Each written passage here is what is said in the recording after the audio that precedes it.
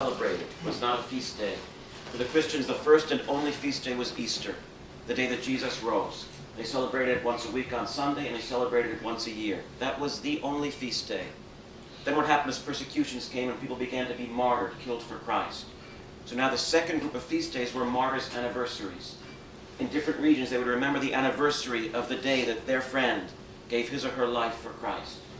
So for the first 300 years, you had Easter and you had martyrs' feast days. And then in 313, Christianity becomes legal. And all of a sudden the Christians decide, you know what? In the middle of the winter, the pagans had all these different festivals of light, which made human sense. It's the most cold, dark, depressing time of year. And so what do? We want to make a feast of lights so we have something to look forward to. Imagine a school year without Christmas break. It would be horrible. It would be horrible. And school is good, but it would be horrible without Christmas break. And so they made this feast. They had these feasts. And what do the Christians do? It's such a witness to us. They decided, and the Christians never participated in these feasts because they were pagan, to pagan gods. So Christians simply didn't participate. Christianity becomes legal. You can almost imagine the arguments among Christians. No, we're going to celebrate a Feast of Light also. No, that's a pagan thing. No, but it's human. We can do it. We're going to celebrate a Feast of Light, and we're going to make it celebrate the birthday of Christ, the coming of the true light into the world. And so Christians, in a certain sense, Christians completely entered the culture and had a Feast of Light, and the Christians' Feast of Light took over everybody else's Feast of Light, ultimately. And so we celebrate Christ coming into the world. But what do we do with this feast day? Because we have Easter and we have martyrs' anniversaries. How do we categorize this new Feast of Light, this Christmas? And the Christians made it the top of the martyrology. Christmas Day was seen by the Christians as the martyrdom of Christ, not Good Friday. Christmas. Because on Christmas, what does Jesus do? He's God. He has everything. And he gives up all that. St. Paul says he emptied himself so he could become human. So he can become a frail human and go through all the sufferings and difficulties of challenges of being a baby, a toddler, a teenager, growing up, being persecuted. And so Christmas was seen as the martyrdom of Christ.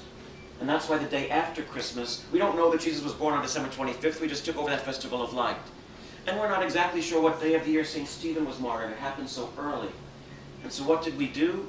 Christmas is the martyrdom of Christ. The day after Christmas, the first martyr, the first of his disciples to follow him in martyrdom.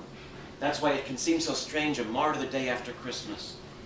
And why can Jesus empty himself and become human? Why can Stephen give his life?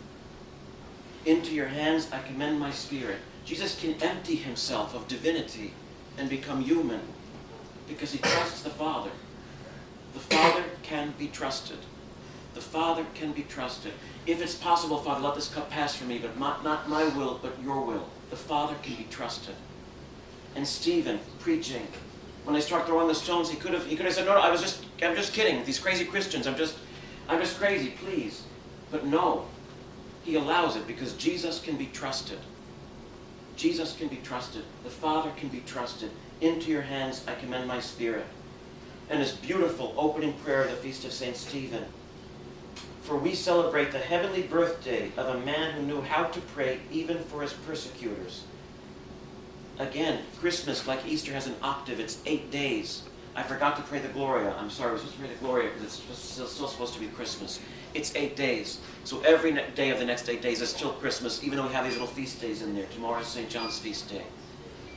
The genius of the church. They don't mention, I don't think there's another Mass that has a prayer for a saint where the saint's name is not mentioned. We celebrate the heavenly birthday of a man who knew how to pray even for his persecutors. That's Jesus, and that's Stephen. It's the opening prayer of Stephen's feast day. Prays in a way that it could be Jesus we're talking about, it could be Stephen.